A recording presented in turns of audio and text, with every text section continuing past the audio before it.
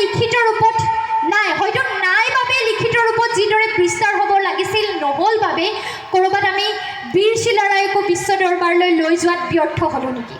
আজি শংকৰদেৱ গুৰুজনাৰ যি সৃষ্টি, শংকৰদেৱ গুৰুজনাৰ যি ব্ৰজাৱলী ভাষা, তাতো ৰাজবংশী ভাষাৰ বহু অংশ আমি পাওঁ। আজি গুৰুজনাৰ যি সৃষ্টি, যি একতাৰ ভেটিৰ কথা আমি কওঁ, সেই একতাৰ ভেটি বীৰ চিলাৰাই নোহোৱা হ'লে গুৰুজনাই সেইদৰে নিজৰ সৃষ্টি কৰ্মৰাজি কৰিব পাৰিলেহেঁতেন নে নাই, এইটো ডাঙৰ প্ৰশ্ন, হয়নে? গতিকে শংকৰদেৱ গুৰুজনাৰ নাম যেতিয়া আমি লওঁ, প্ৰতিজন অসমীয়াই আমাৰ মনত অন্য এটা নাম নিজে নিজে আহিব লাগে, বীৰ চিলাৰাই। কাৰণ শংকৰদেৱৰ সৃষ্টি, শংকৰদেৱৰ ধৰ্ম প্ৰচাৰ কৃষ্টিৰ বাবে সকলো সাহস, শক্তি আৰু বাট মুকলি আমাক বীৰ চিলাৰাই কৰি দিছিল, গুৰুজনাক বীৰ চিলাৰাই কৰি দিছিল। গতিকে কিন্তু সেই একে সময়তে আমি দেখিছোঁ যে সমগ্ৰ অসম জুৰি আমি বীৰ চিলাৰাইৰ কথা যিদৰে আলোচনা কৰিব লাগে, সমগ্ৰ ভাৰত জুৰি যিদৰে আলোচনা কৰিব লাগে, ক'ৰবাত আলোচনাবোৰ নহয়। কিতাপৰ পাতত যেতিয়া আমি বিভিন্ন ৰজাৰ কথা পঢ়োঁ, আমি আশা কৰোঁ বীৰ চিলাৰাইৰ কথাও আমি সেইদৰেই পঢ়িব লাগিব। বিশ্বৰ সকলো ইতিহাস পঢ়া ছাত্ৰ ছাত্ৰীয়ে জানিব লাগিব যে বিশ্বৰ 3জন শ্ৰেষ্ঠ যোদ্ধাৰ মাজত, সেনাপতিৰ মাজত এজন বীৰ চিলাৰাই। এই মেছেজটো কোনে লৈ যাব লাগিব? আমাৰ উঠি অহা প্ৰজন্মই, তোমালোকে। আৰু তাৰ বাবে তোমালোকৰ মাজৰ পৰা ওলাই অহা ল'ৰা ছোৱালীয়ে কাইলৈ যদি কোনোবা ইতিহাসত গৱেষণা কৰা, কোনোবা আমেৰিকাত গৈ গৱেষণা কৰা, তোমালোকে লিখিব লাগিব, তোমালোকে নিজৰ ভাষাটো সংৰক্ষণ কৰিব লাগিব। মই যোৱা বছৰ শ্বিলঙত ইউনেস্কোৰ দ্বাৰা আয়োজন কৰা এটা ভাষা সংৰক্ষণৰ ৱৰ্কশ্বপ কৰিছিলোঁ। তাত এগৰাকী দক্ষিণ ভাৰতৰ মহিলা, তেওঁ গৱেষণা কৰি আছে ভাষাৰ ওপৰত। আমাৰ অসমীয়া ভাষা নহয়, আমাৰ অসমত চলি থকা যিসমূহ জনগোষ্ঠীয় ভাষা আছে, দেউৰী ভাষা, ৰাজবংশী ভাষা, যিসমূহ ভাষা আছে কথিত, সেই ভাষাসমূহৰ ওপৰত গৱেষণা কৰি তেখেতে আমাক এটা কথা কৈছিল। আৰু অসমৰ মানুহ হিচাপে দক্ষিণ ভাৰতৰ এগৰাকী মানুহৰ পৰা সেই কথাটো শুনি মোৰ দুখ লাগিছিল যে অসমত জাতি জনগোষ্ঠীৰ মাজত থকা বেছি সংখ্যক ভাষাই এতিয়া লুপ্তপ্ৰায়, হয়নে নাই? তোমালোকে সকলোৱে জানানে? আজিতো ঘৰত থাকোঁতে জানা, মই জানো, কিন্তু কাইলৈ যেতিয়া তোমালোক গুৱাহাটীত গৈ, দিল্লীত গৈ পঢ়িবা, তেতিয়া নিজৰ কি বুলি কয়, ক'ত যায়, স্কটি যায়, এনেকৈ নকয় জানো? মই নাজানো বিশেষ দেই, কিন্তু মই শুনিলে এটা দুটা ধৰিবলৈ চেষ্টা কৰোঁ। এই ভাষাটো তোমালোকে ধৰি ৰাখিব লাগিব, বুজিছানে? গতিকে আমি নিজৰ শিপা পাহৰিলে, নিজৰ ঐতিহ্য পাহৰিলে, নিজৰ অতীত পাহৰিলে আমাৰ অৱস্থাটো সেই জোপোহা গছডালৰ দৰেই হ'ব। অলপ দিনৰ পাছত আমি লেৰেলি যাম। কিন্তু আমাৰ উঠি অহা প্ৰজন্ম সেই বাঁহ গছডালৰ দৰে হ'ব লাগিব, বট বৃক্ষৰ দৰে হ'ব লাগিব, প্ৰতিজনে আন 100জনক, 1000জনক ছাঁ দিব পৰা হ'ব লাগিব। লাগিবনে নাই? তাৰ বাবে আমাৰ যিটো ঐক্য, শান্তি, সম্প্ৰীতিৰ কথাবোৰ প্ৰয়োজনীয়, আৰু সমান্তৰালভাৱে নিজৰ ঐতিহ্যক ধৰি ৰখা, নিজৰ সংস্কৃতিক ধৰি ৰখা প্ৰয়োজনীয়।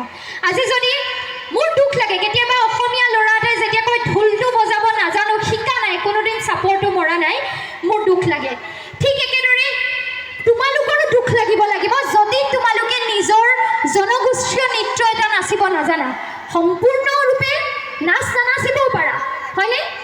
প্ৰফেচনেল ডান্সাৰ হ'বলৈ কোৱা নাই, কিন্তু জানিব লাগিব। তোমালোকৰ ভাষাৰ গীত এটা, তোমালোকৰ কুচা নৃত্যৰ লগতে আজি যিটো গীত গায়, তোমালোকে সেই গীতসমূহ জানিব লাগিব। কাৰণ তোমালোকে জানিলেহে ভৱিষ্যতে তোমালোকৰ ল'ৰা ছোৱালীয়ে জানিব, হয়নে? মাকবোৰে জানিলেহে ল'ৰা ছোৱালীক মাকে সৰুতে শিকাবনে নাই? আৰু দেউতাকে জানিলেহে ল'ৰাটোক, ছোৱালীজনীক কাইলৈ শিকাব পাৰিবা। গতিকে মই প্ৰথমতে যিহেতু ধন্যবাদ দিছিলোঁ এনে এটা অনুষ্ঠানত মোক আমন্ত্ৰণ জনোৱাৰ বাবে, আৰু লগতে এনে এটা অনুষ্ঠান আয়োজন কৰাৰ বাবে। এনে অনুষ্ঠান অসমৰ প্ৰতিখন বিশ্ববিদ্যালয়ত হোৱাটো দৰকাৰী।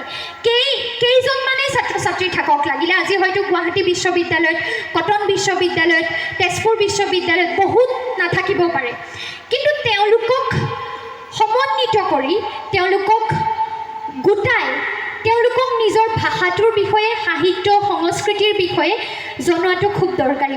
আৰু ভাষাটোৰ চৰ্চা, সাহিত্যিক দিশতো দৰকাৰী।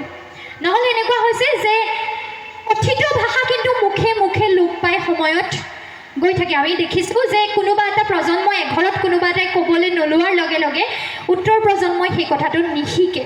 গতিকে এইখিনি মোৰ তোমালোক কোচ ৰাজবংশী ল'ৰা ছোৱালী হিচাপে মই অনুৰোধ কৰিলোঁ। আৰু বহুত এটা প্ৰশ্নও থাকে যে কোচ আৰু কোচ ৰাজবংশীৰ মাজত কি পাৰ্থক্য, তোমালোকে সকলোৱে জানা বুলিয়ে ধৰিছোঁ। কি কোচ ৰাজবংশী কোচ সকলোৰে এটা অংশ হয়নে? গতিকে আমি যদি কওঁ, মই আজি কোচ ৰাজবংশীসকলৰ পৰা কওঁ, তেওঁলোকৰ মনৰ ভাৱেৰে কওঁ, ট্ৰাইবেল ষ্টেটাছ ইতিমধ্যে বহুত আগতে পাব লাগিছিল।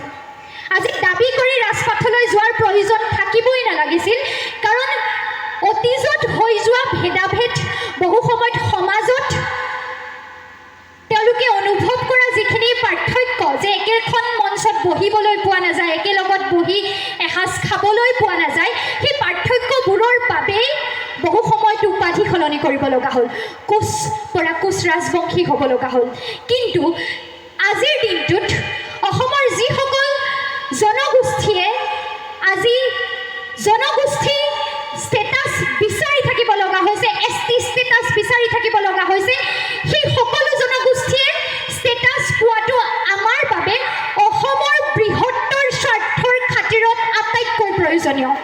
মই নিজে কোচ ৰাজবংশী নহয়, কিন্তু তথাপিতো মই কৈছোঁ কোচ ৰাজবংশী আৰু অসমৰ প্ৰত্যেকটো জনগোষ্ঠী যি জনজাতিকৰণ বিচাৰি আছে, অসমৰ বৃহত্তৰ অসমৰ নাগৰিকৰ অসমীয়া জাতিৰ বৃহত্তৰ অসমীয়া জাতিৰ সুৰক্ষাৰ স্বাৰ্থত আমাৰ অধিকাৰবোৰ, সম্পদৰ অধিকাৰ, ভূমিৰ অধিকাৰ, এই অধিকাৰবোৰৰ স্বাৰ্থত আটাইতকৈ সময়ৰ বাবে প্ৰয়োজনীয় আহ্বান হ'ল জনজাতিকৰণ। আৰু সেইবাবে মই আশা কৰিম যে এনে কথাবোৰত, এনে অধিকাৰৰ প্ৰসংগবোৰত কিয় বিচাৰি থকা হৈছে, ইতিহাস কি, প্ৰয়োজন কি, ভৱিষ্যত কি, এই কথাবোৰতো তোমালোক জানিবলৈ আগ্ৰহী হৈ থাকা, উঠি অহা প্ৰজন্মটো। কাৰণ শিপা পাহৰিলে, সেই কথাটোলৈকে গৈছোঁ, শিপা পাহৰিলে আমাৰ ভৱিষ্যত মজবুত হৈ নাথাকিব।